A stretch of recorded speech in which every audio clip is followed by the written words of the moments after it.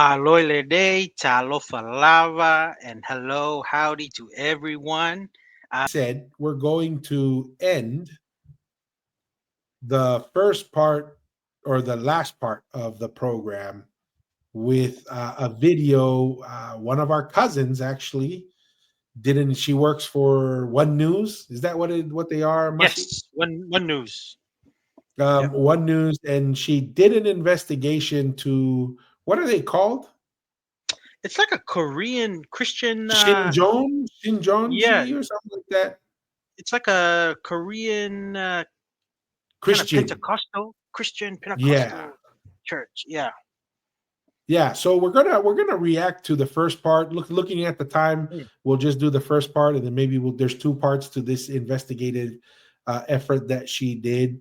But okay, we'll kind of watch the first part and react to it, and then go from there. let's go. Let's go. Ooh, I know where that church is at. Onehunga. Oh yeah, Mm. so they own that church, or is that just a famous No, church in New that, Zealand? that's just a no. That's just a Catholic church that's in Onehunga. I only know it because that's Okay, where my in-laws live, okay. near there. Our identity is specific owners. We are part of a village. And to lose someone from our village, it's a really big thing. Cult's a really dangerous word.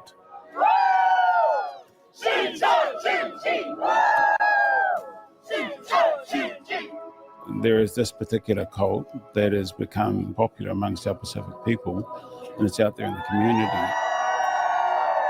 It was a goal of theirs to reach out to the Pacifica population because they will be more responsive to this teaching. Being at Shincheonji is the best decision I've ever made. Question, And Tua. the route to God. Yes. Why are they calling it a cult automatically in this first part? Do you know why? I don't know. I feel like it's a bit too Yes. premature to kind of say it's a cult when I don't know. Isn't why we're in the freedom of worship that people can No, go that's to why I any. want to walk. That's why I want to talk through this, right? Okay, like Because Tua, like we haven't gone to the meat of the thing, and I'm already hearing cult already. It's pretty crazy. yes. Well, Yeah. see, and that's the thing is, let's get the definition of cult. Let's have a little bit of a technical Okay. Okay. of a cult and what that means, because let's share. That's what they call all of Trump voters. They were all a cult Exactly. during his I mean, four that's the years. thing is now is a cult where the way it's used now is whenever you don't like something, Mm, right? Whenever you don't like some, so a system of religious veneration or devotion directed towards a particular figure or object. Well, that's a okay. lot of things. Would you say someone who really loves the All Blacks, are they part of a cult? People who Yeah. love the NFL or their team, right? Yep. Another Yep. one is a relatively small group of people having religious beliefs or practices regarded by others as strange or sinister. So another way of cult is they just do things differently than you, right? A misplaced or excessive admiration for a particular person or thing. Well, isn't that consumerism? It's a Yeah. cult. So that's kind of like, you know, one of the reasons why I wanted for us to kind of Ty- walk through Taylor this Taylor Swift is because fans. of that. They're a cult, man. Exactly. Exactly. So being a cult, and that's the thing, being a cult is what? You're too passionate about something, Mm, mm, right? mm. And to me, it once you're an adult, you can make poor decisions, right? Yes. You can say being a drug addict is a cult. You can say being an alcoholic is a cult. You can say your political beliefs is a cult under these definitions, but they make it sound super negative, that it's something evil or morally wrong just because you disagree with it, or just Mm, because it's not the popular position. Because another mm. way of saying cult under these definitions is that's just not the majority.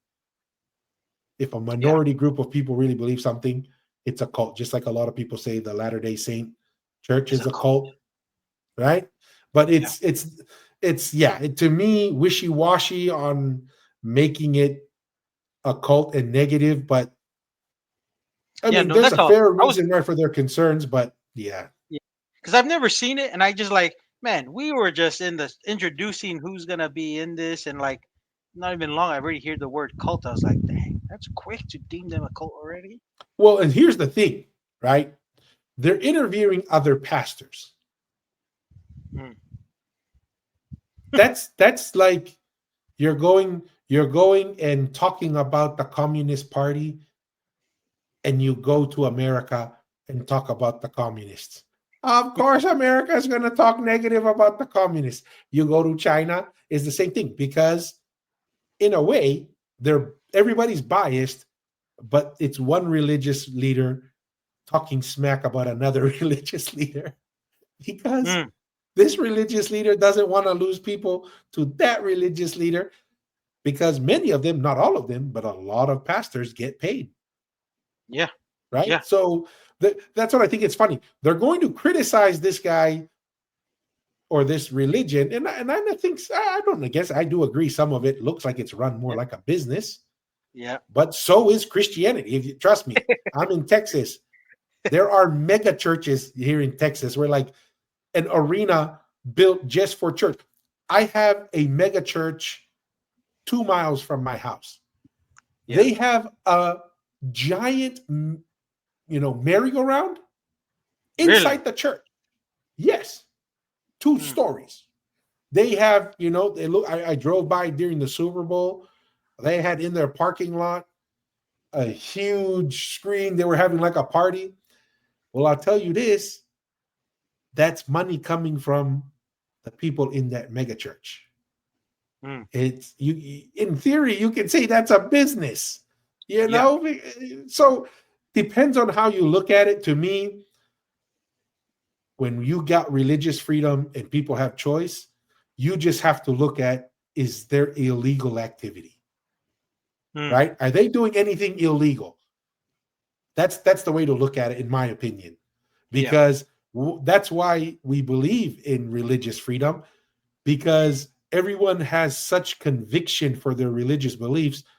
We would just call each other a cult all the time and persecute each other, but we yeah, stay away from that, and we just say, are they breaking the law in any way? That's where you yeah, have the conversation. Because once you get into personal perspective and religious discussion, then you jump like this here. You jump straight into cult from the very beginning, because yeah. everyone's biased. Mm. Okay. Yeah, Now, interesting. yeah, He is the way to God. Yes. Do you believe it? Yes. Yeah. Why have you been comfortable to put other people forward for interviews and not yourself to front the church as a leader?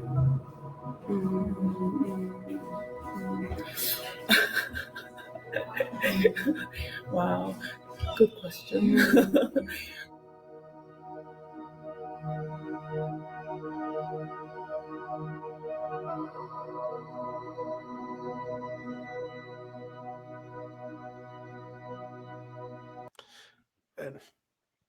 so they say infiltrating New Zealand. I think that kind of shows the thing. And then I do find it interesting that they're showing like this: I am sending you out as sheep among wolves, therefore be Therefore, be as shrewd shrewd as as snakes snakes and and innocent and as as innocent doves. as doves. I don't know. Feels like it's already kind of slanted one way, right? When you Well, and say that's cult and then you to show and this. yes, and me, I'm just like, especially with New Zealand, they're the highest amount of Yeah, they're very the New Zealand is very just anti-religious. the census came out. I think majority of the population in New Zealand, 25 million. I think 60% are already atheists. They identify as not even like Muslim, any kind of religion. It's all like they don't have any. So with New Zealand, when they do stuff, I always keep in my back of my mind, especially when they report on religious institutions and stuff. I always keep in my mind like sometimes I just be a little bit more thoughtful when I watch stuff. So that's just me. That's just me. 100%.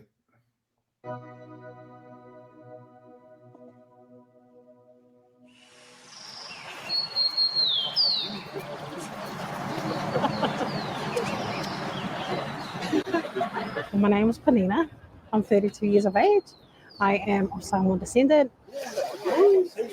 When I first heard about Shincheonji, I thought it was a cult, but I had to check it out for myself. There's a glorious day, giving glory to heaven. We are one, the war of 100,000.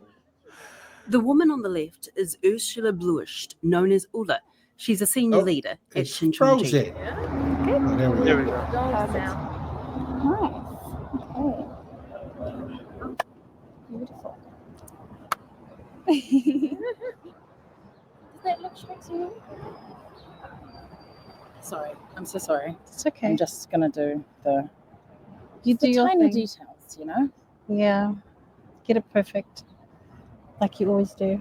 And here with Panina is Shincheonji's public relations person, Alistair Carter. Yeah, I was never able to get a biblical answer within my old church. And it wasn't until I studied with Shincheonji and they were able to biblically answer all my questions. The answer that I found is that we were not created to die.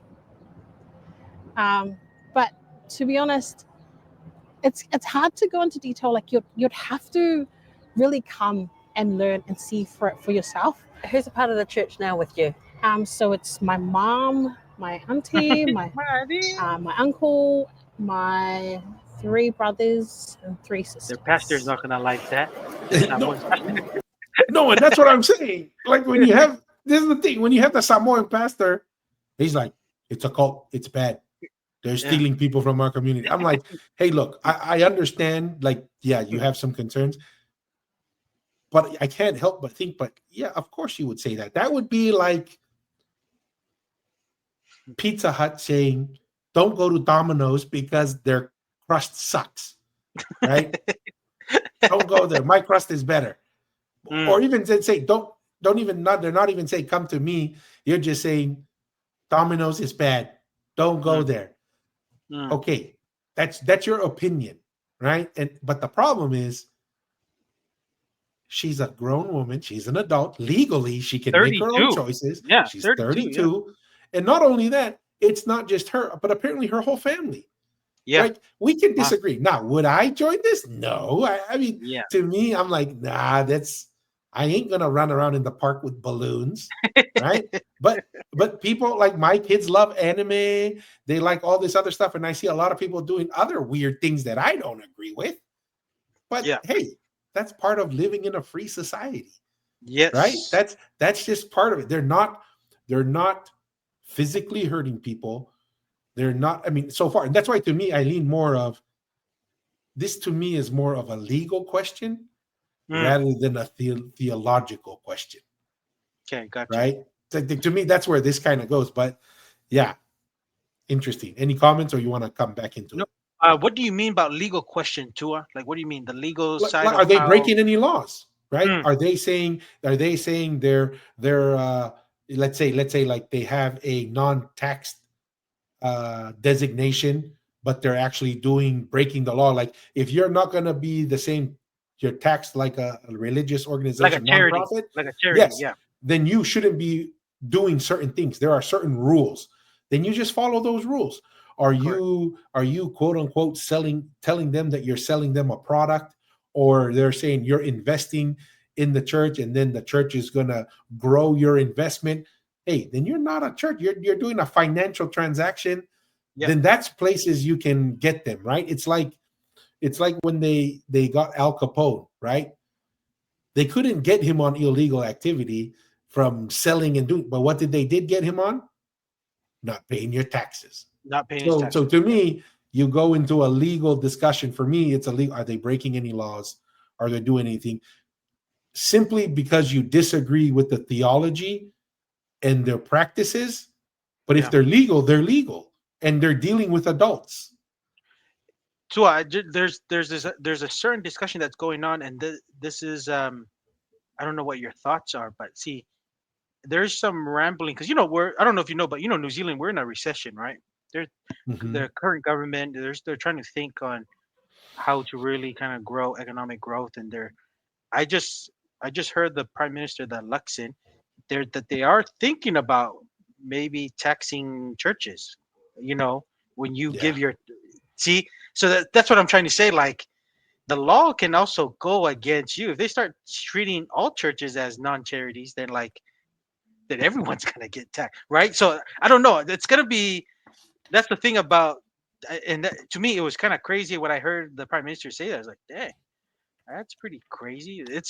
They're gonna see as churches as businesses. So I don't know. No, well, see, that's the That's thing. so The interesting. problem with government is it doesn't, number one, it doesn't know how to make money, and number two, it doesn't make any money. Mm. Right? The government is a necessary evil, but the problem with it is it has the power to tax. And that's a Yep. problem sometimes, because why are you in a recession?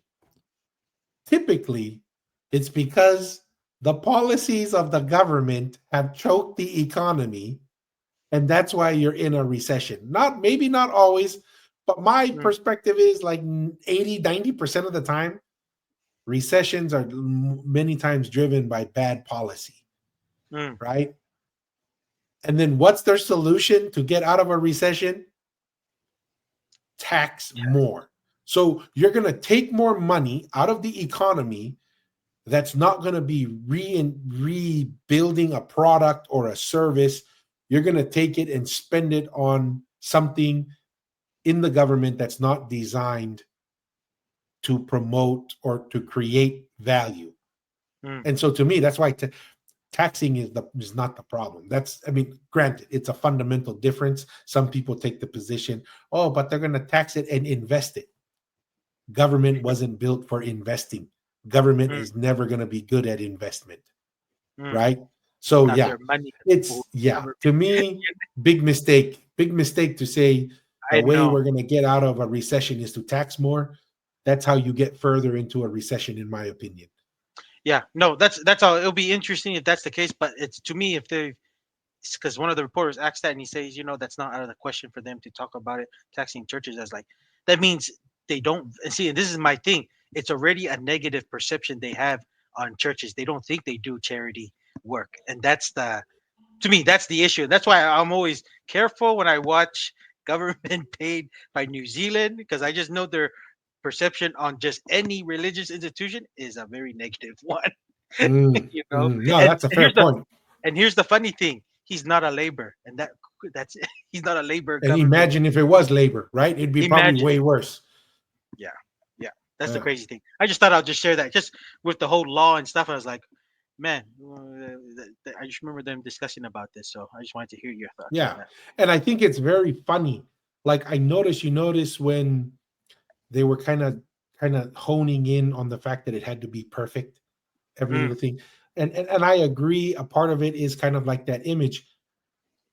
But have you hung out with people from Japan and from Korea? They are all about image. Everything has to be Yes. perfect. Everything Yes. has to be pristine, right? Yeah. Like, that's one of the things Yeah. I admire about Japanese culture and Korean, but especially Japanese culture. Mm. There is like a hyper focus on perfection, Yes. right? Like, it's not just about doing it right. You got to do it perfect. Mm. And being very, very formal. Everything is about formal and following to a T, a protocol. Yep. So I In see all facets of their life. Yeah. exactly, and I see that part of that Korean culture that is obviously pushed onto all the followers, and they're kind of, and I think, yeah, from perspective, I'm as a general person who observes, who doesn't follow that to a T, I can see how that can be, that's overdoing it. But I also understand that that's a part of the culture of where Yes. it originates from. So I'm like, oh, okay, that's just the way they are and behave. But okay, Interesting. yes. There are ex-members who have left and now claim that it's a cult. What do you think about that? You know, Shincheonji, all the negative things that people say about Shincheonji is like not true at all. It's nothing like what I've heard it was. Are you ever worried? My only worry is that a lot of people that I love don't really see eye to eye with me and my family being here at Shincheonji, but it's not like a massive concern. I was highly controlled every day of my life. I had to report on my daily schedule. Laura is a former senior leader of Shincheonji. She joined in 2015. Like, I had to ask permission to see my family. Like, that is a really controlling environment. And so that is why I would call them a cult. I believe it is a cult. There's a lot of... So what do I feel? I feel like, why do I feel like it has, I don't know, it has like a feel like what Jack Mormons or inactive LDS members would say too if they were leaving the LDS faith. That's what makes it I don't know. interesting. That's what, I don't know. That's just me. I'm just getting those little vibes. I don't know if Must you be. are feeling that vibes or no. Yeah, no, but here this comes back to our I agree 100%. This comes back to our conversation earlier on what is a cult, right? She says, I had to report on my daily activities. I had to request to go and see my family. It's highly controlled. You know what? If I took out the religion part of it, you know what that sounds like? A job. I have to report every day what I did, right? It's highly controlled, and I have to ask for permission to go see my family. When you want to go PTO, you have to ask for PTO. So this is a matter of perspective, right? Yes. And to say, oh, that's the reason why. Well, that's because it doesn't fit what you want and your perception of the world on what it means to be free. But it doesn't sound like that's anything illegal. No. Right? Like I agree. Like there's a reason why, there was a time I thought, oh, I'll join the military, right? Yeah. For a little bit. And then I was like, you know what? I don't think I can handle being yelled at the way that they're yelled at. I don't think I can handle like certain things that are required of you to be in the military. So you know what? I said, not for me. Okay. Should I be running around and saying the military is a cult? They're bad. They're controlling. Blah blah blah. It's like no. I'll just be like, you know what? That's not for me. That's not how I perceive. That will make me happy. That I will enjoy and will let me grow or blah blah blah. But yeah. But to me, kind of going back to your point, that's the way I see it. Is like people who don't like the LDS faith because you have to pay tithing to go. Yes, no, I was just thinking like that. They have the rules that I've controlled my finances. If I can't do something, I can't get access to the temple, or you know what I mean. Just like they're so controlling, I don't know. I'm just like, and then I can see it like I can see it like other stuff like if your other families are non-members and they say you can't see your family. Let's just say if your husband is a non-member, they won't encourage you to see. I don't know. I just feel like no, the same thing. Like if you're someone in your family's a non-member and you get sealed in the temple, they don't let the non-members into it. Oh, out control. Yes. Right. Yes. Here's another funny perspective, Masi. So should we be calling Polynesian families cults because they tell you when you bring money for the funerals? Yeah. They tell you everybody has to give. You have to tell them, whether you're going to be able to do something for the family or not. They'll tell you, you can't get your tattoos. Like that one video we saw. Yeah. You have to go ask your family to see if you can get your tattoos. Are those cults? Like, I mean, where do we draw the line? Like, where do we draw the line of when it's acceptable or not? That's why for me, if you're an adult, you work, you take care of yourself, and you're not breaking the law. Yeah, that's part of living in a free country. Yeah, no, because too, I'm just thinking like we all have some of our friends and stuff like when the family is asking for your contribution, and then like you hear them and their spouse going at it like the spouse, man, your family always take everything. You know what I mean? Like their spouse probably thinks their family's a cult. You know what I mean? Like all these things. So I'm like, to me, it's so funny. I can tell you from personal experience. Yeah, that's true. Married to a palangi, right? We're in college. We have no money. I got Yeah. I got 2 kids, third one Yeah. coming on the way, Yeah. and then sending money for family or whatever, right? Yeah. And my wife being palagi, and she goes, "Why are we sending money when we don't even have any money?" And I'm No, like, okay.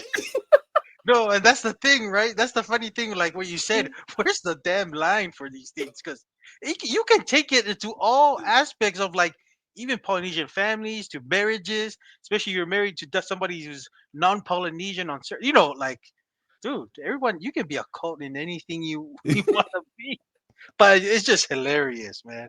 It's hilarious. Oh Yahweh, good stuff, good stuff. And then we have well, I guess at least this guy is a theology lecturer. Of course, he's going to Okay. want this to be a big deal because that makes his department get recognized. I'm not Mhm. saying that's the case, but I'm just saying everybody has a bias. Everyone has a reason to make Mm. something a cult. Yeah. Yeah. Deceitful practices, and they are encouraged to lie to families and to friends in order to maintain their connection. I crack up at that too, right? Mm. How many times will Ulmotu, our head of the family, is like, just tell your wife this is thing that we have to Yeah. do, right? Yeah. Sacrifices would they wouldn't if you were to tell you just like just go tell them one more time. This Yeah. the last one, even though everyone knows this is not the last. Right? I mean, I'm just saying, like, Yeah. Yeah. be careful, throwing rocks when your house is made out of glass as well, right? Like, 100%. you just gotta be very careful because what goes around sometimes is very applicable to you. Yep. With Shincheonji. Shincheonji is gradually increasing. They're gradually infiltrating a lot of Pacific communities within their churches. For nearly 2 years, I've received multiple invitations to join Shincheonji's Bible classes. I repeatedly declined, but it sparked my curiosity about the church and just how this 93-year-old Korean man, Lee Man-hee, gained more than May toho be siya na mo daw barofita tua. He Yeah, was but all at least, but he looks like an anime character. I don't know if this guy takes Botox or something. Like, well, you know about Korean. They're the number one country for surgeries done to their people. They're the number one cosmetic really, surgery I didn't in know the that. entire Rio. I So think like what this you talk about with guy's the yeah, looks, if you yeah. like it's a it has to be to perfection. No, and that's the thing because it is such a big part of the culture, right? Yes. Perception is, but I mean, look at him. It's like a white background. Like this is all like staged to a T. Everything is white. The cross in the back, light. It's almost like he's glowing, right? Look at this perfect set of hair. Yeah. He's got going on, and he really, I mean, I don't know if it's the makeup, but he doesn't really have any wrinkles, and he looks plump. So I was like, dude, is this guy Botoxed or what? Like, what's going on That's here? what I'm saying. He's like, man, this guy looks like he might go get the 3 digits soon, and he's still gonna be going. Gee. And that even adds to the whole thing of this guy is called of God, and me. Yeah. I don't know. I mean, this is not my cup of tea, but hey, Yeah. interesting. Yep. 200,000 followers around the world.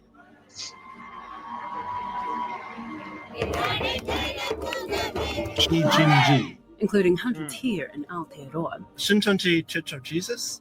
in Fiji, From HWPL, and they are volunteers. in Samoa. And according to this Shincheonji map, the church operates in 9 other Pacific countries. Hey, missionary work. We do the same thing. My concern is, regardless of how distorted the theology is, sometimes we just don't have the capacity to discern that theological difference. What's a parable that you look at to I don't get that. We don't Did have you the get what he discern said? to. He said we don't have the capacity to discern the what? The theological difference. I have no idea. I have no idea what that is. Yeah, I don't understand how that is okay. All right. The difference between truth and maybe, I don't know, a business. I don't know. I don't know. No, that's the thing. I mean, that's the thing. At what point is it operating like a business where this is about followers, quote unquote, customers? Yeah, yeah, You know what I mean? Where do we draw the line? I don't know. yeah. Differently now. In Matthew 13, Yes. it's the woman with the yeast. Yeah, that she mixes into flour. Can you share what the woman of the with the yeast parable is? Sorry. Can I just pause for a bit? Yeah, sure. Go for it. Maybe it's easy to do the parable of the sower. Can I parable of the? Yeah, and how the seed, what the seed represents. Oh yeah, true. Yeah. Parable of the sower, right? We can say that. Oh, there's not even here. Cool. Yes, parable of sower. Tell me about the parable of the sower? What's the parable? Parable of the You can sower. tell she's uncomfortable. So in the Bible, Mm. Jesus says a parable about how. Wait, now I need to rethink of what the parable of the sower is. I'm so sorry. No, that's all right. It's all good. Okay. Parable of the Hey, sower. we all have hiccups, even when we go seminary. Sometimes we don't know the scripture and stuff. No, and that's What the is it? thing. It's Yeah, you know. you're it's a little bit unfair for her because Mm. now she is going to be posed as a representation of the entire religion, right? And we all know a lot of times religion is not always about a thorough understanding of the doctrine.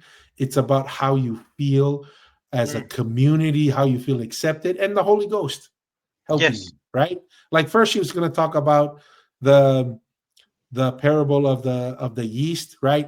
And that Yes. is literally how Jesus says the three measures of the yeast. Even though it's small and you entered into the dough, it raises the whole dough. She's now going to talk about or trying to talk about the seeds where it's on rock and then on the thorny bushes and then on the rich soil and all that stuff. But like you said, depending on who you talk to in any church, I can tell you right now, I could go to one of the members of the Reverend's church who called this a cult, and I'll find one person that will react just like that. That wouldn't know. Yes. Wouldn't know, right? Yeah. And why do they go to that church? Oh, because my mom said if I don't go to this church, she's gonna smack me. Or Yes. my Whole family family always goes. goes to the church. Yes. So that's what we do. Yes. So And people tend to even learn it later, way later in life. Not maybe in their 30s. yeah. Later, way later. So everyone's journey is so unique Different. and different, especially in a religion aspect and just learning, scriptures, and everyone's growth is different and understanding. Oh, and that's the thing. That's why when someone tells me they go to church, as long as this church is not about killing people, it's probably a good thing. At least go to church. Do something. Be involved with people. Be involved with the community. That alone is a positive. It makes her life better. I mean, it looks like she enjoys. I mean, I wouldn't enjoy the balloons, right? Yeah. I would. That in no way is appealing to me. Let's go That's a stand in very the park. Korean thing. Yes, that seems like a very Yes. Korean, Asian thing. to do. Yeah, 100%.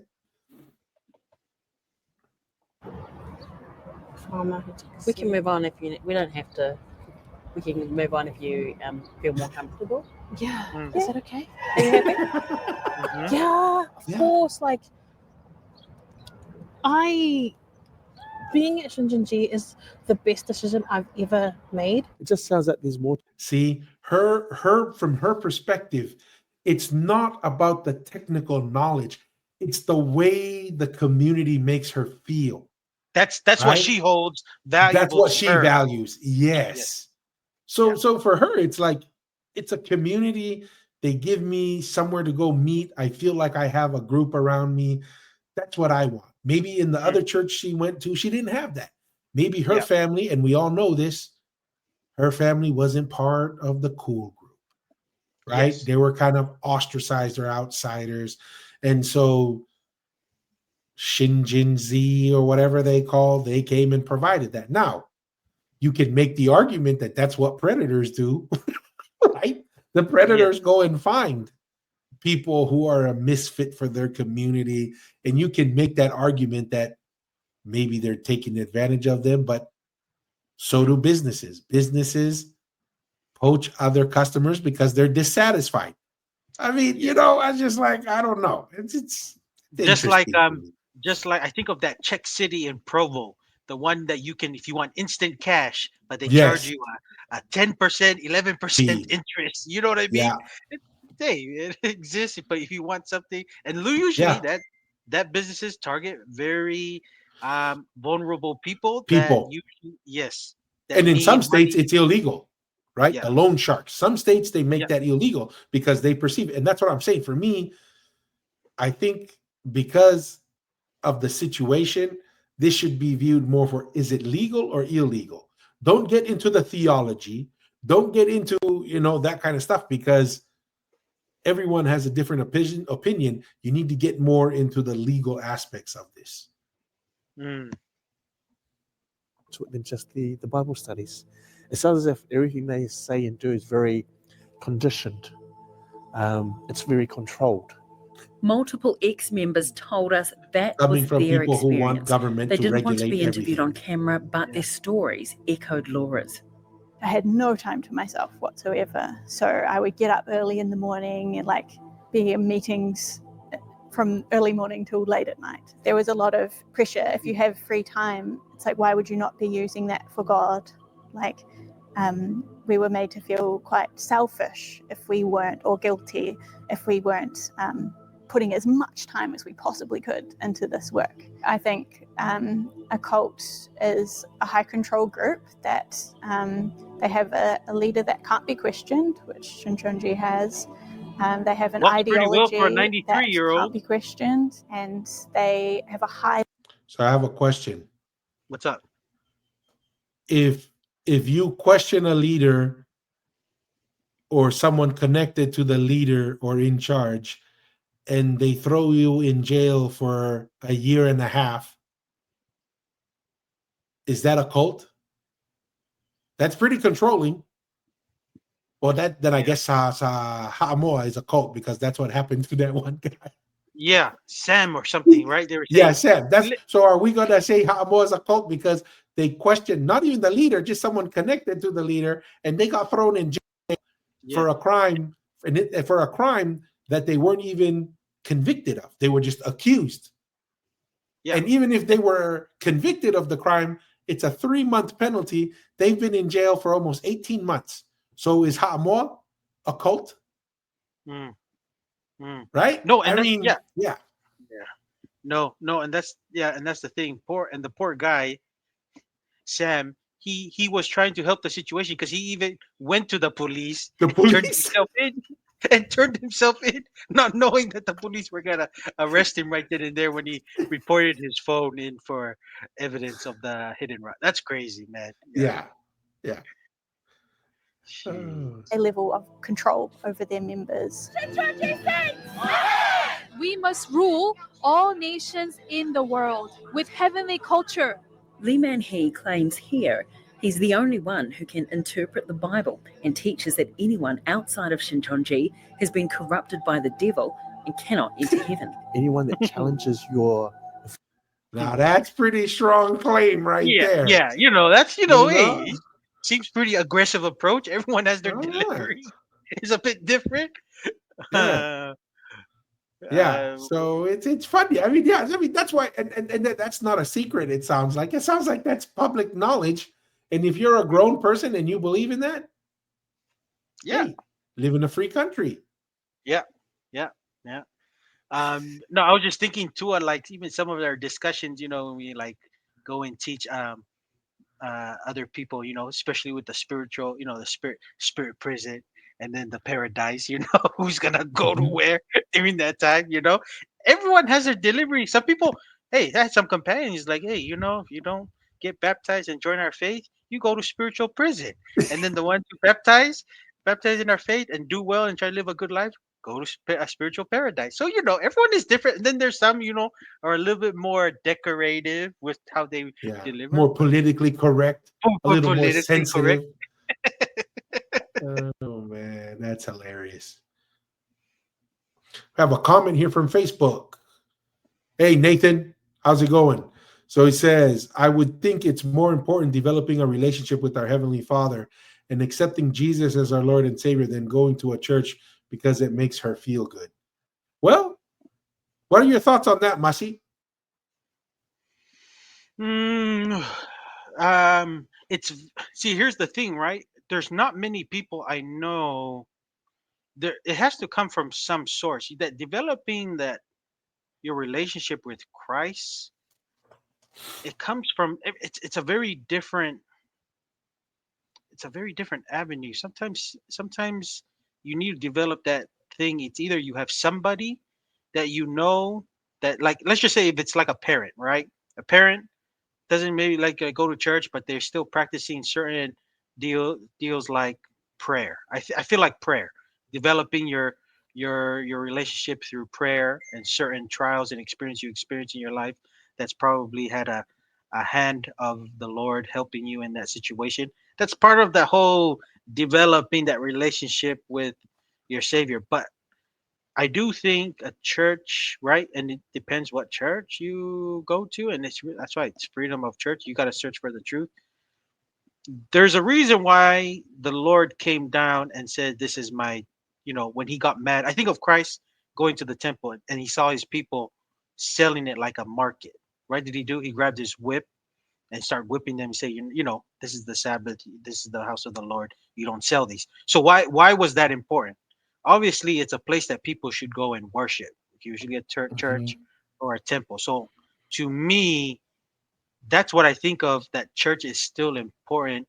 And if it makes you feel good, maybe, and I'm just thinking as a kid, reasons why I love going to church with my Tongan grandparents, because they had the better food than the LDS church that my mom would go to. So that's Kaipola, what. huh? Yes, and I would go there and eat because I felt good eating with my other friends in the village and stuff, because that's what obviously when you get older, your priority changes, and it could be just you have better friends there, you have good friends that uplift you, and then you just want to learn.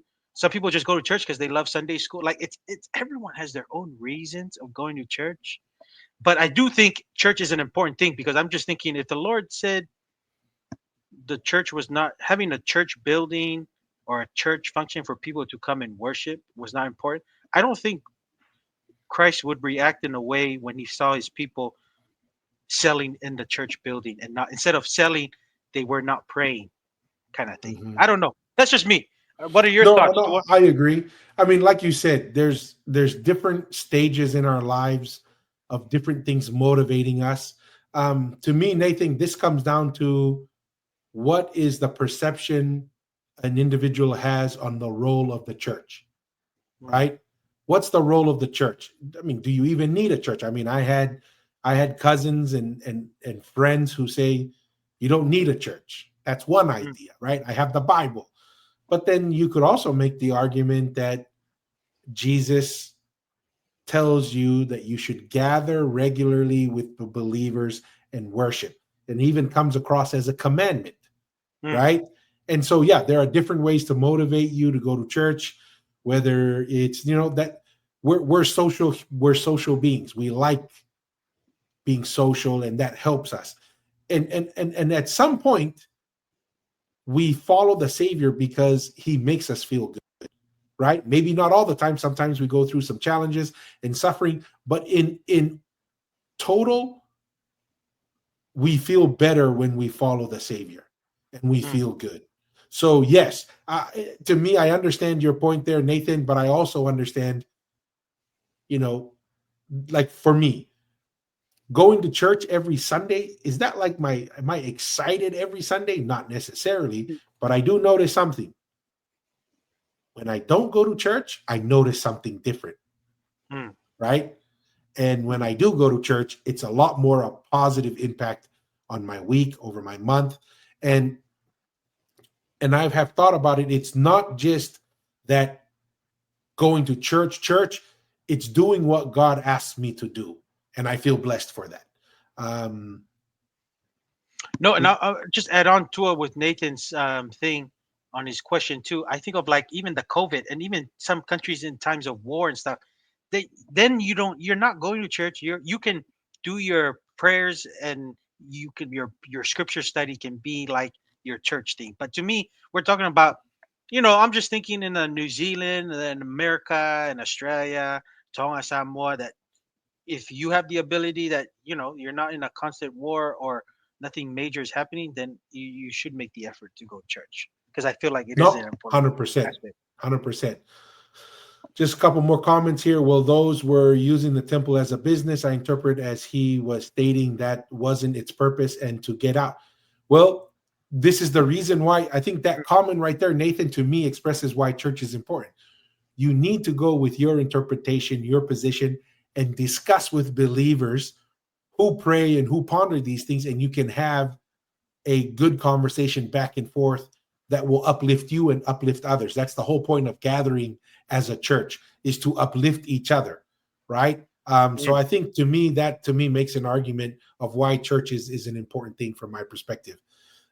Quick comment here from Cava Lake City. He says, Malo, welcome. Welcome, Cava Lake City. We'll come back to Shincheonji. Yeah. Affiliation or your devotion to the Shincheonji movement, they should be disconnected. And their salvation also dependent on your affiliation and your commitment to the church. Essentially, that means some people will stay in the church because they believe their family's salvation is dependent on them staying there. Affirmative. That is correct. It's very dangerous. Very dangerous. At the start of our investigation, I don't know how that's dangerous.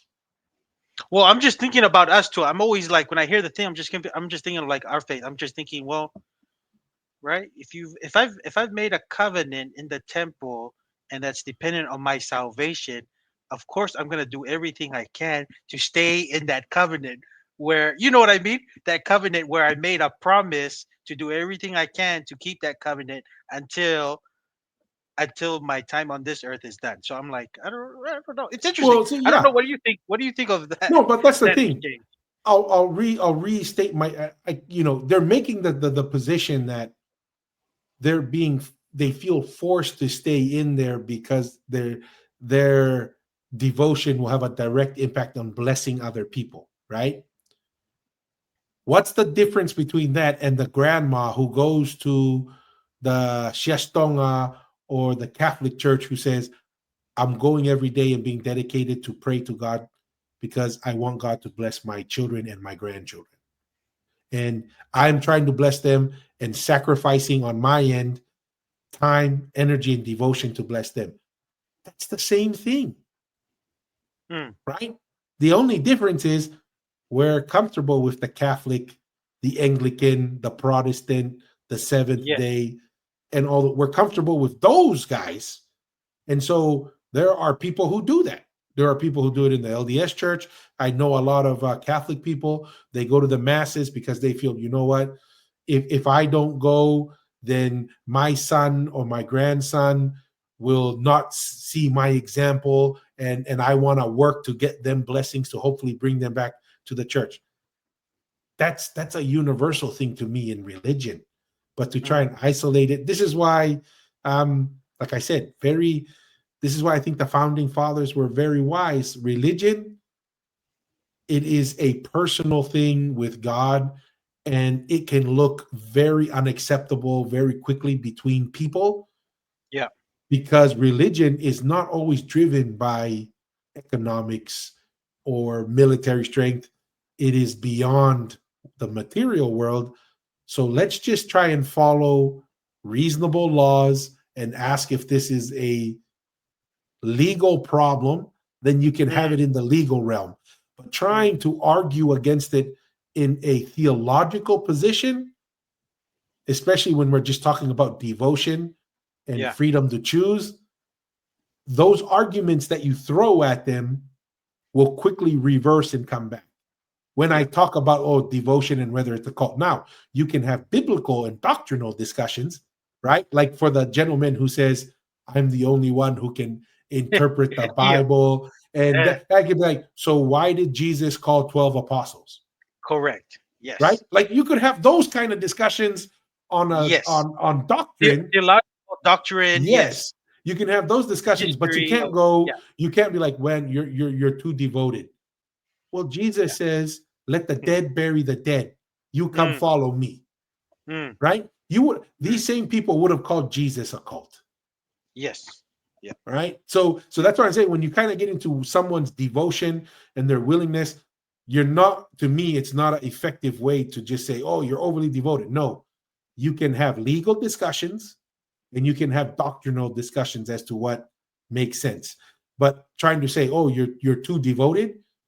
But then I'll tell you this, when the Fakaafe comes for the Shestonga Westiana Tawataina, they'll say, if you sacrifice for the Fakaafe, God will bless you.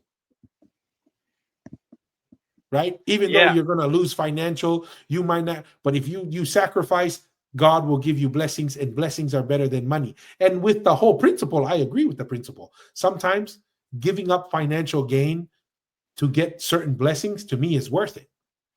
Yes. Right? Yes. So, yeah. No, and I think we kind of touched on it too, about getting closer to God when you're always struggling and in a hardship, right? Like would sacrifice, not hardship like in a sense like your poverty. I'm just saying when you're working, you feel closer to God when you feel like you're working towards and sacrificing your time and effort on things, whether that be like doing more for the, because I'm always thinking of those fakaafe things, man.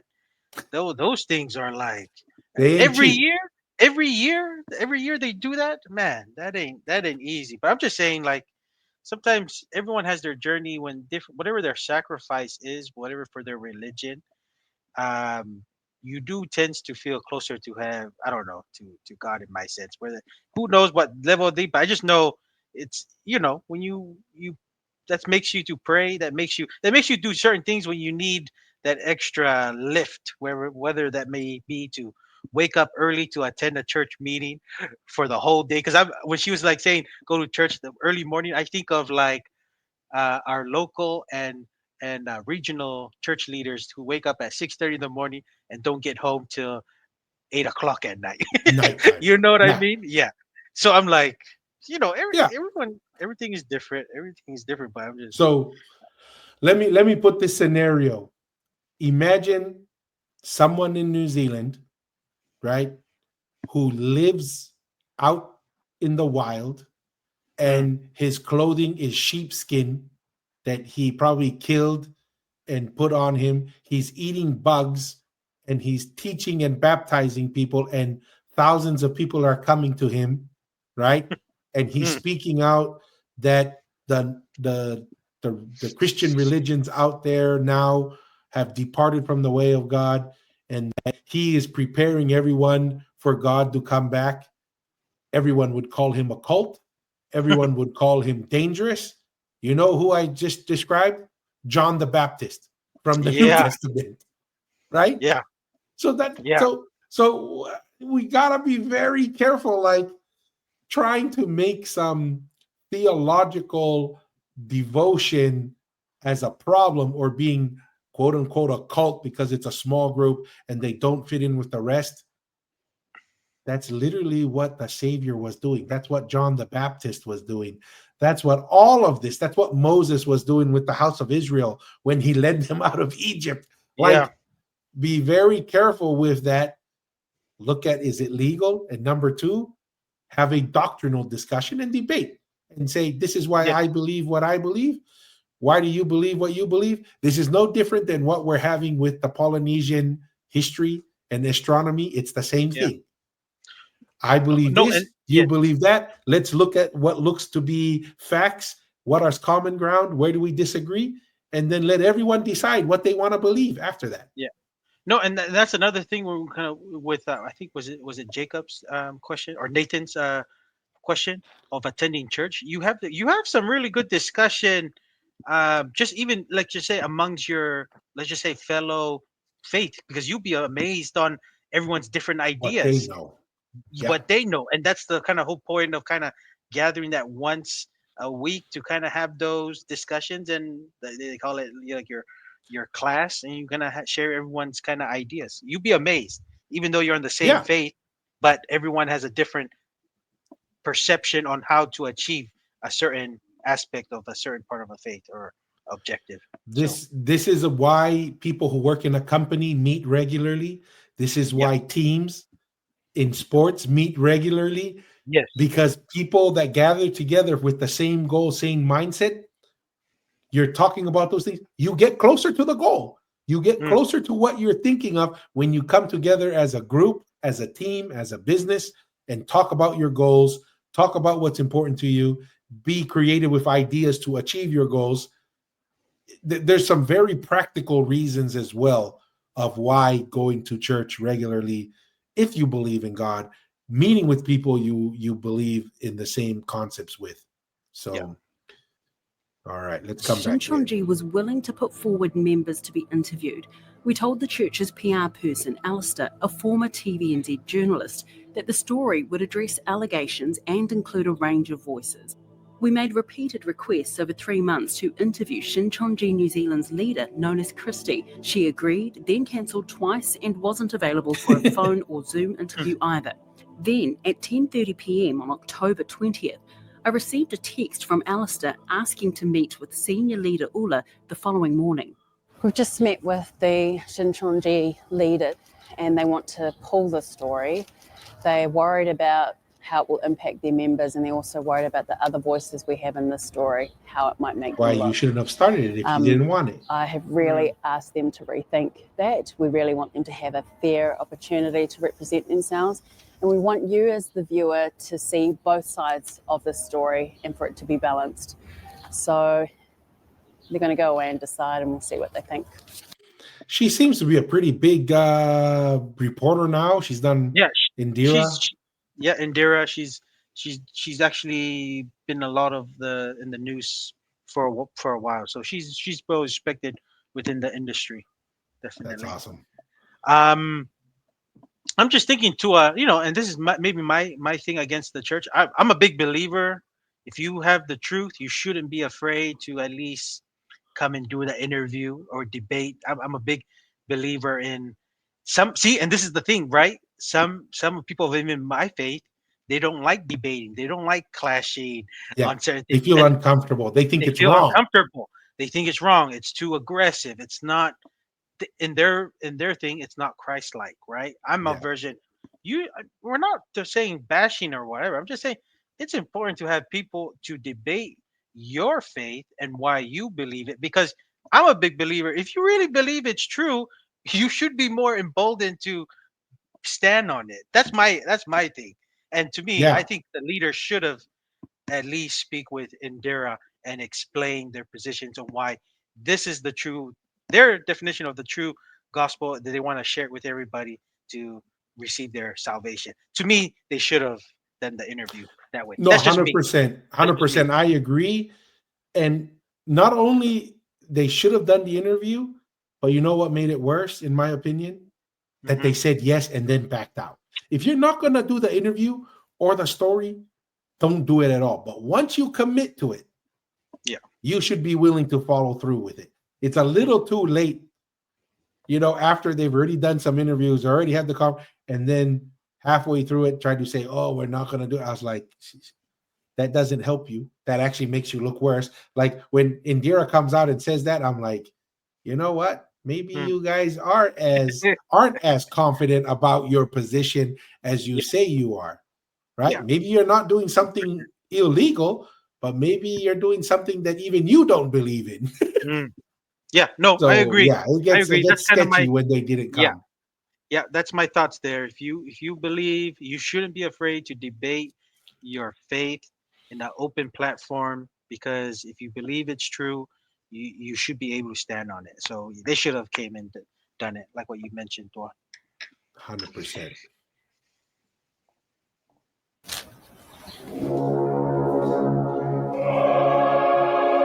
Hey, I know that church. Mangere. Oh yeah? Yeah. A few of the Pacific Island churches had formed an MOU with Shincheonji, and based on that news, we had formed a few workshops, and a lot of them were quite shocked. I remembered the comment that was made at the lecture. They said the name of their church was New Heaven, New Earth. New Earth, and that was the next red flag. That's the English translation of Shincheonji, but the church is known by many names around the world, including these. A former Shincheonji leader told us that since 2019... So basically, this is a business with subsidiaries. What name do we want a name that'll fit in the community? Yeah, depending on which country, marketing. which culture. Yeah. That's funny.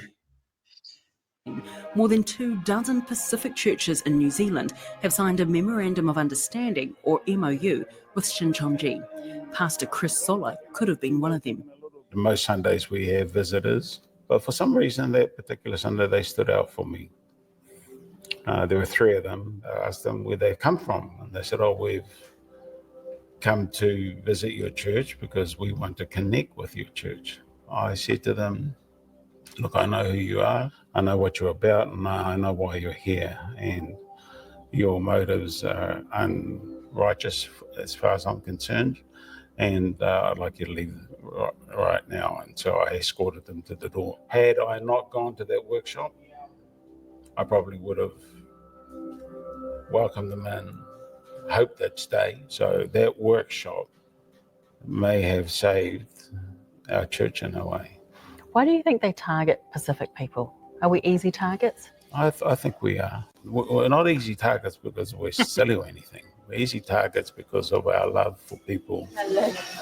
Good. How are you? It was a goal of theirs to reach out to the Pacifica population, because once one Pacifica person joins, they often bring like their families and their friends, because they have like really tight-knit communities, especially in their churches. Are Pacific people the fastest growing demographic in the church? Yes, definitely. The last time we met with Shincheonji's PR person, you'll remember the church wanted us to pull this story, and we refused. But they also wanted me to tell them who else I'd spoken to in the story and what they'd said about Shincheonji. And I refused to give them that information too. But it seems like they've had a change of heart, and they've invited us to their temple to interview one of their Bible instructors. They've also promised us the church's senior spokesperson in a couple of days. So now we're heading to the Shincheonji temple in Auckland. So tell me about this room.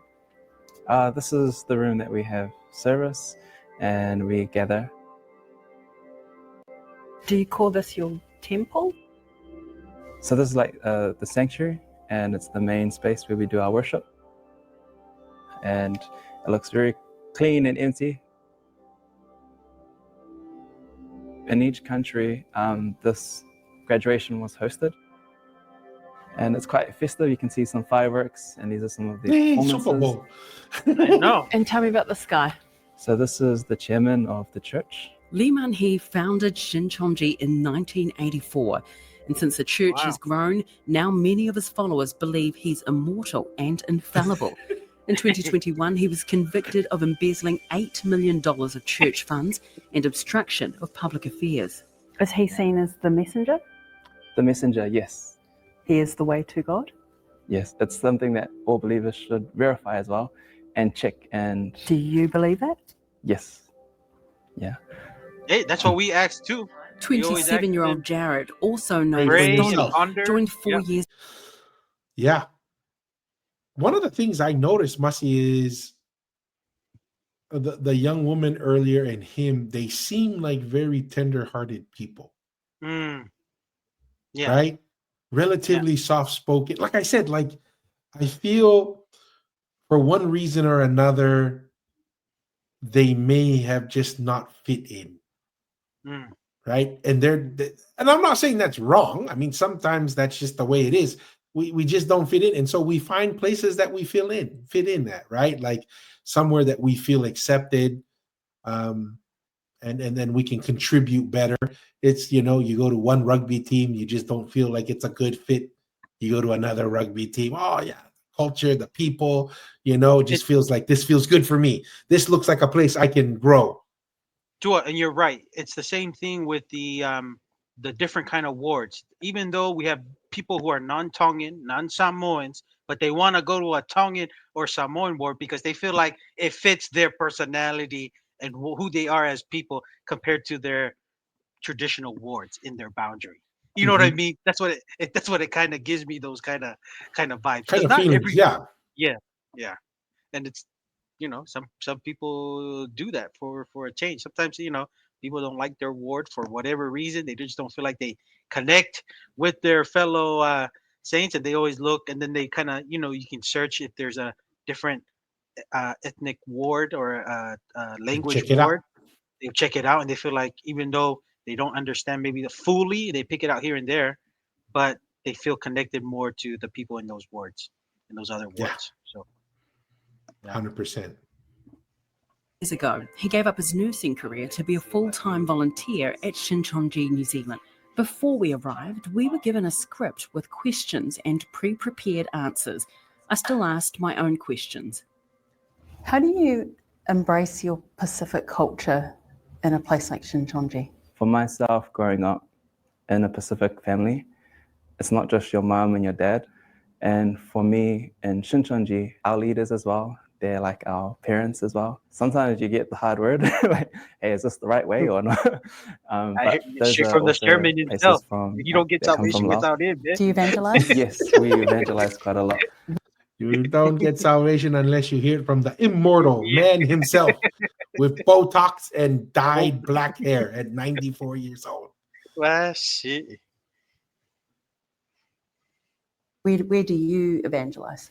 I'm so sorry, but we might not be able to say much about evangelism. What do you think? Would that be more for Alicia or? I'm just thinking about the previous question as well. Like, is that something that is accurate? Oh, when he was talking about like leaders. I think it's quite maybe accurate. Should I redo it? Yeah, I'm just trying to think what. This was one of several interruptions during Jared's interview by Shincheonji's PR person and a senior member. Can we talk about evangelizing? Yeah, I think evangelism is fine because you were talking about the events or something. Yeah. Oh, yeah. Yeah, no. Are you comfortable with me asking that? Yes. Okay. When you first asked that, I was trying to think of a way to put it concisely. What I had in mind is evangelism is sharing the joy that we have in the Word with other people. More and more, and day by day, the Word is reaching across the globe and even into the Pacific. Do you work? Yeah, so I have a background in nursing, how I put that aside. So I'm full-time in the church at the moment. Full-time volunteering? Yeah, full-time volunteering. Do you tithe? Yep, I give the tithe. So in the Bible, it's encouraged 10% as well, but it's less about the amount you give, but more of the heart that you give out of the tithe or the offering. Tithing is a biblical principle encouraging church members to donate 10% of their income to the church. If you're a full-time volunteer, how do you tithe? I tithe, so I've also saved up an amount from working in the world as well, and I'm living on a budget, and I tithe what I can when I can. Every obstacle that's come, God's been helping me to navigate, whether it's through being sponsored or someone who's come out or family or whatnot. You mentioned being sponsored? Yeah, so sometimes when things that I need help with or... Yeah, I think it's not sorry because this might be, no, I understand, because it's like the curiosity to know like how do you get by if you're working full-time here. And I think it'd just be what the audience would be like, oh, how do you survive? That's kind of a natural question. Yeah. That's a fair question. Yeah. Now I feel like I'm putting words in your mouth. Well, you are. I mean, you are putting words in your mouth, but you're the PR person, right? That's how you justify your job. Yeah, I'm just thinking, Tua. I'm just thinking. I understand the whole volunteer. You volunteered. I volunteered about 2 years, right? How did we survive that full volunteer?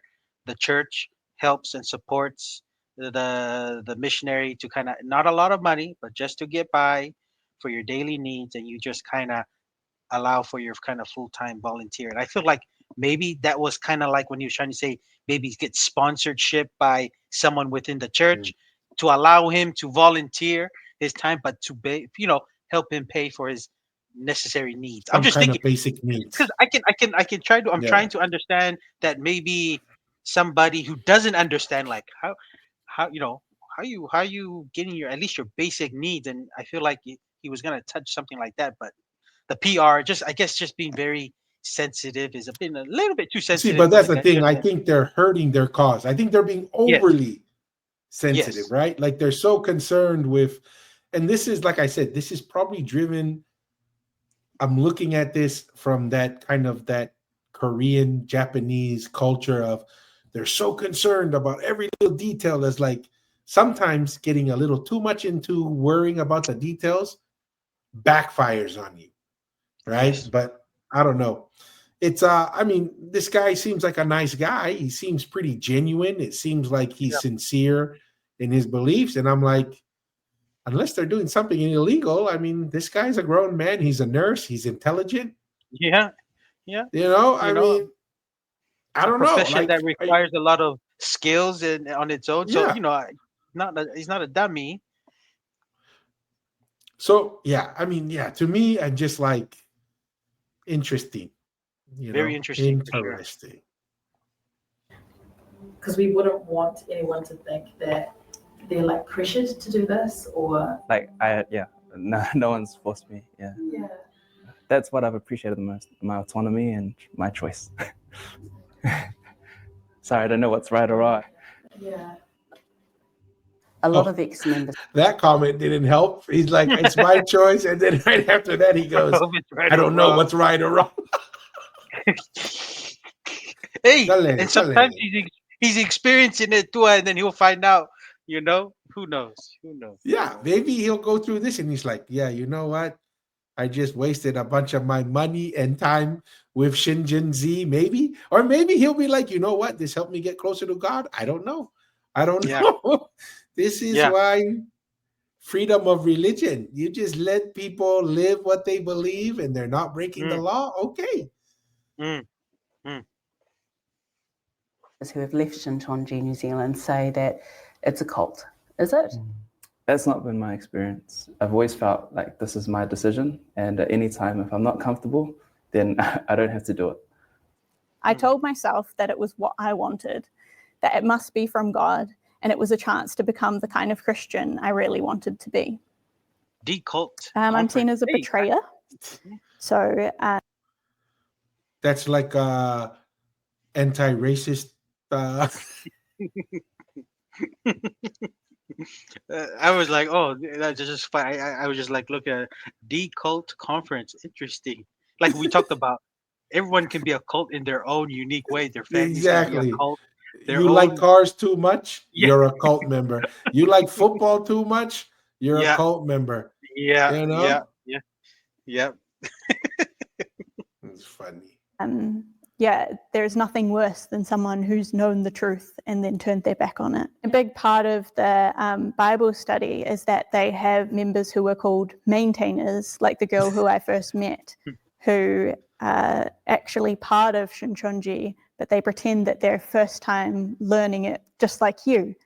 And so you only find out right before joining the church that actually they're part of this already and have been the whole time. Certificate of evangelism. So they have basically spies. Hey, I know where Tulsi Gabbard can go and hire some spies is from go to the Shincheonji guys and yeah. say, hey, I need to infiltrate something. Tua, South Korea is neighbor to North Korea. They're master at spying at each other. Shit, yeah. Dale, Masi, how about Yeah. this? Yeah, see Kim Jong Un. Maria Water Bears. Maria No, that's what Water I'm thinking. Bears. Hey, we need to find out if that chairman is a de facto North defected from the Korean. North Korea, and then he's implementing some of these things they were No, you're doing right. there. You're right. He's Kim Jong Un's cousin. He kind of looks like him. Maybe he lost weight, but Kim Jong Un, and he's setting up terrorist cells around the world. So when little Rocket Man decides to launch, he has cells all over the world to implement the grand plan. Grand plan, man. That's funny. That's funny. The certificate is awarded to Penina America. We interviewed Penina on October 4th. 3 weeks later, she was presented with an award at this graduation ceremony in Korea That's a lot of by Lee people. Man-hee himself for her evangelism, recruiting 14 members to the church. Graduate Penina America brought 14 people. That's her entire family. The 14 members. I'm telling you, that's probably Polynesians. And that's probably the Polynesian strength. Everyone is with their families and the connection with your extended family. That's probably 14 of her families and relatives. Yeah, I wouldn't be surprised. But here's what I think is kind of like, I'm one of those, the way my brain works, right? They're accusing this Shincheonji of taking advantage of Polynesians, and I'm hearing it from another pastor.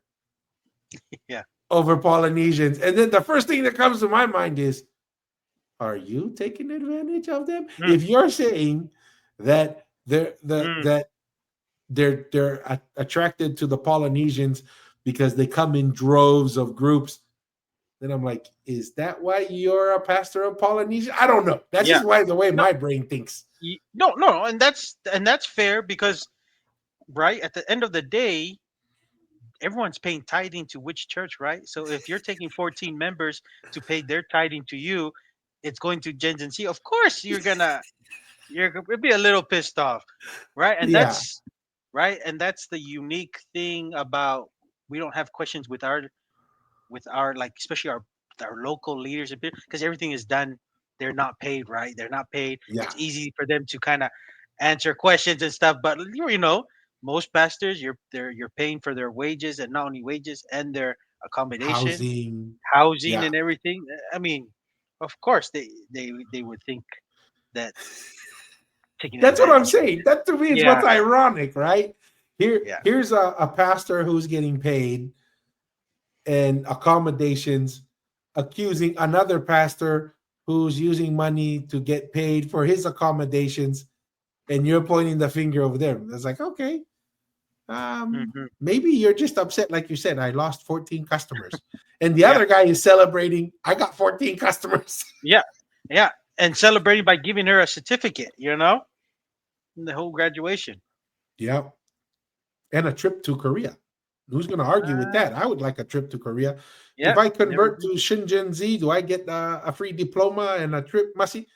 I think so. You'll be the first one in San Antonio, Texas, to start. You'll be the one over here. Started over here. The go-to person. That's funny. Get some of that USD flow. Going on to 2 years now. One night I was scrolling on social media, and I came across an ad that was advertising a free Bible course. So I clicked on it. I didn't really think much into it. On my first day of going to class, like honestly, I went into... This was 2022? Yeah. No, sorry. When did you start the Bible course? Sorry, yes. Sorry, last year. Last year in August. You finished the Bible course, so 6 to 8 months, that would be around April, and then you get an opportunity to join the church? Yes. So you've been a member of the church for about 5 months now? Is that correct? Yes, sorry. I like to say over a year because of being in the course. I already felt like a member. And graduate Penina America brought 14 people. The dates didn't seem to add up. New recruits must... I need to join. That's a way to get a diploma right there, man. Less than a year. I just need to bring 14 people, get my diploma. I'll take it. Maria. That's complete Shincheonji's 8-month Bible course first before being allowed to become members. I asked Shincheonji if Penina had ever acted as a maintainer or plant in their Bible courses. They didn't respond. In Shincheonji, a lie isn't necessarily a lie. A lie could be considered wisdom if it's being told to fulfill God's will. Other ex-Shincheonji members echo this claim. They kind of encourage people to lie. They use scripture to make up these things, and they'll be lying to you. It's okay if you're trying to win somebody to the Lord, to God. It's okay to deceive. It's okay to lie. Things that they use were saying, look, lying is good. Like, if you're lying for God, it's actually a good thing. I mean, the whole system is... What do you think of that, Tua? What do you think of that? Let me put it this way, okay? You can't come after the fact and blame them if you believe that. That's what I'm trying to say. Like, at the end of the day, true. you have your, If it's true, right? Mm. You can't blame someone who says, Tua, all you have to do is give me $10,000 and tomorrow I'll give you 10 million. Right? I'll be like, something about that doesn't sound right. Right? Yeah. When someone comes and says, Tua, it's okay to lie if you're lying for God. Now, you can technically make biblical arguments for that. Okay? Because Abraham lied. Right? Like Give he example. lied to he went to the Egyptians and told them that his wife was his sister. And then the Pharaoh tried to marry his wife. And then an angel came or something, I think it was an angel, came, or they had bad luck or something. And then they went back to Abraham and said, hey, what's going on here? And then Abraham said, oh, my bad, I lied. She's actually my wife. Right? Then you have Jacob and his mom. Esau was the firstborn. And they go to Isaac, and his mom tells him, go and tell your dad that you're Esau, and even put like sheep hair on him to get the blessing. So now granted, those you can make quote unquote reference certain stories, but at the same time, if you have an understanding of God and what you believe in, like me, like you would have to make a judgment. Like, am I lying? Because like if somebody comes to my door and I'm hiding a Jew and I'm in Germany, and the soldier comes and goes, do you have Jews in your house? Yeah. Is lying, is that bad? That line? I said, no, I don't have any. No, because you have degrees of truth, of things that matter more. Okay. Now, you could make that argument and then say it, but at the same time, I don't think it's the same moral ground of lying to protect someone's life and saying to believe in a lie in order to be saved. To me, I'm like, no. If this is the truth, it stands on its own legs to convince someone that it's the truth. Right? But I find it somewhat convenient that, they encourage you to lie. And then you went and lied. And then for whatever reason, you're unhappy now. Then you're now going to complain that and blame them for your lie. And I was like, you know what's better? You just say, hey, look, I agreed. I thought it was a good idea. I now think it's a bad idea. I made a but mistake. I can see why other people would think it's okay. Right? I just disagree with it now. What I don't like about what those people are saying is they're coming across as I didn't do anything wrong. I was just manipulated. And I'm like, I think you may have known it wasn't a good idea, but you did it anyway. I don't know. I could be wrong, but that's just my perspective. But now they are acting like they didn't have any knowledge. They don't have any responsibility or accountability. Yeah. It's only Shincheonji or whatever, which I don't agree with that tactic. But at the same time, I think they should take ownership of, I made that mistake. Not, they didn't force me to believe that. Yeah. No, and I don't know. yeah, no, I agree wholeheartedly with what you're saying. There's no accountability of him saying, "I made the mistake. I did think this was a good idea. Obviously, it wasn't, and I just got out." But to say that I was deceived and that they encouraged me to lie my way through the church and that it was a good thing, I was like, from what I see, I don't see any forceful intimidation of anybody there. It's just they're having people come in. People are doing it freely, and it's funny. It's not only them, and they're the ones who are looking for advice for the other people, and that is in their own choosing. If they Yeah. choose, the people say, "No, don't have to share about it," and they say, and they because they respect them, dude, just let that's what they feel, and they follow their advice and just keep going. It's not to me. That's it's the same thing when people believe in certain information and other people who believe in a different information, and then you have different outcomes. And it's just depending on what you read, what you watch, is what you have your opinions on or your decision Yeah. come out. So that's just me. I don't. Yeah, it's a bit interesting. Yeah. To me, it's funny. It's just an interesting.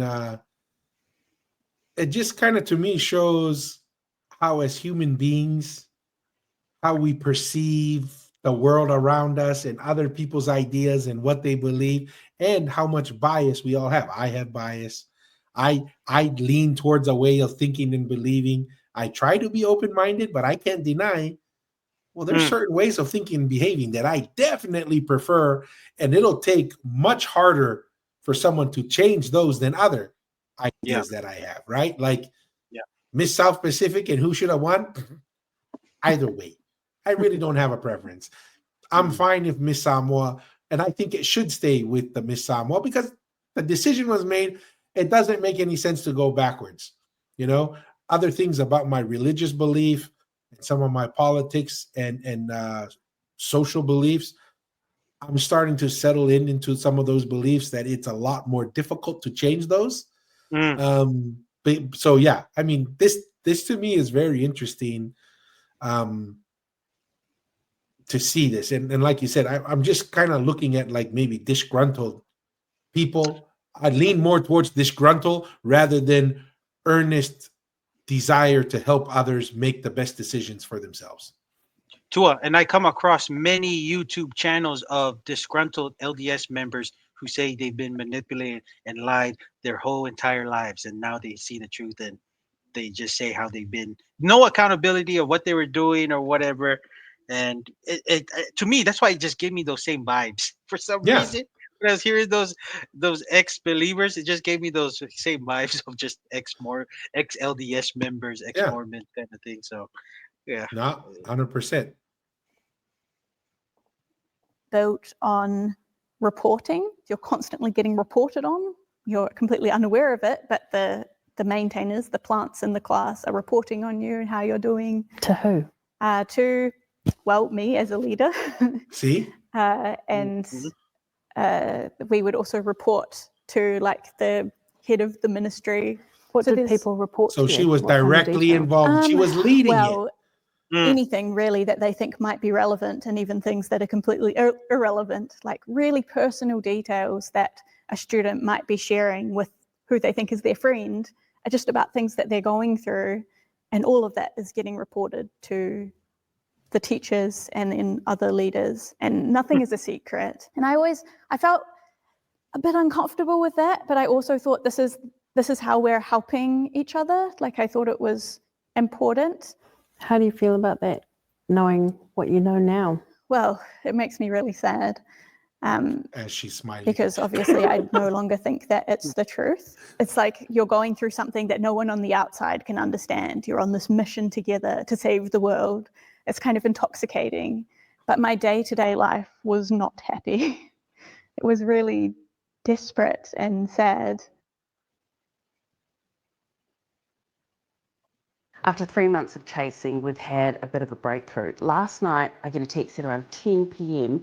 that Christy is available to meet me right then and there at my local McDonald's just down the road, and not for an interview, just for a chat. So I've asked to reschedule for this morning, and we're going to go down and meet her.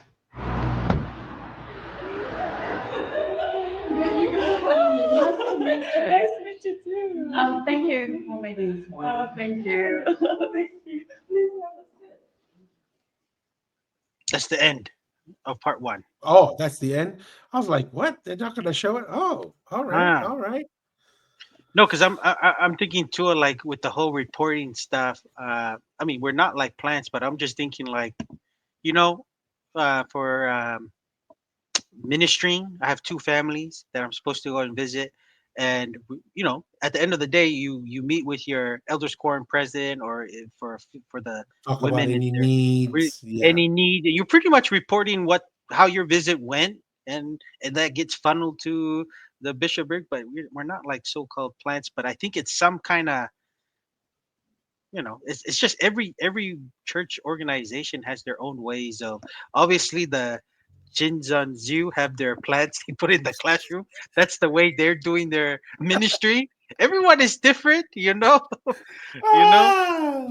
I get the same Jehovah Witnesses that are, I think they're in charge of our street because they live in our Every area. Saturday. Their ministry is they come and knock on our door. So I mean, every religion church is different.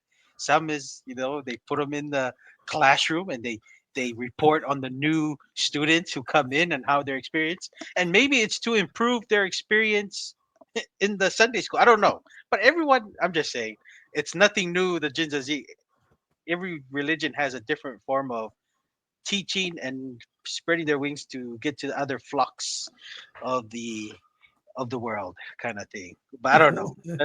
It's just funny. It's just funny. Uh, no, it's good. I mean, I think Indira is doing a great job overall, you know, Mm. and she's asking some of the questions I would ask, so I appreciate that. I think this is obviously a topic that's important to the Polynesian community, so I'm glad Indira is going in and digging into it and making this something that's available to people. And I'm glad because now I never knew who or what they were, never Yeah. heard of them. Yeah. So I'm kind of, you know, it's kind of interesting. Is it my cup of tea? No, but if someone went to it, I'd be like, okay, that's fine. You know, doesn't bother me. It's not like I'm not going to hang out with you. Now, if you want to talk about doctrinal stuff, yeah, I Yeah. love that. You know, like, Yeah. why do you believe why is Mr. whatever his name Yeah. the only one that can interpret the Bible? I have questions about that, you know, Yeah. just like someone would have questions on the LDS church and why we believe what we believe. And I enjoy discussing those things. Yeah. Yeah. And having those conversations. But that's pretty much what we got. We're done. We're hitting over the 3-hour mark. Mm. I'll just kind of give some final thoughts. Masi, I'll give it to you to close us out. But really want to thank all the viewers and the listeners for the support. We're continuing to grow. Appreciate it.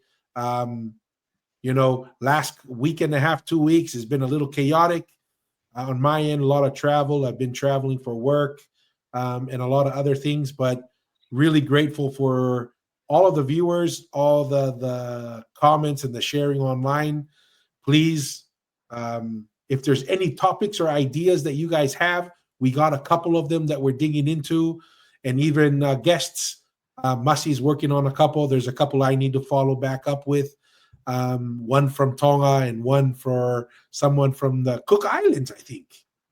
Nice. Is that the Cook Islands? Nice. I think he lives in the Cook Islands. He served his mission in Tonga, married a Rarotongan, and lives in Rarotonga.